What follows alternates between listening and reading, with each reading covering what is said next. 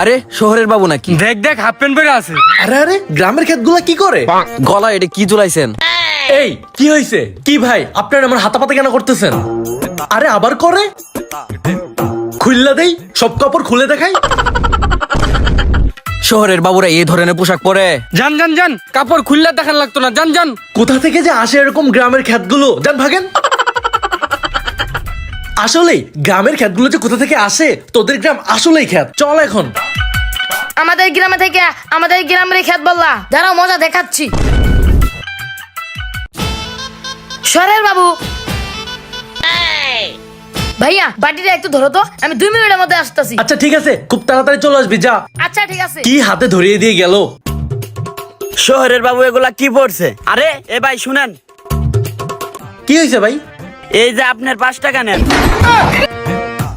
5 টাকা?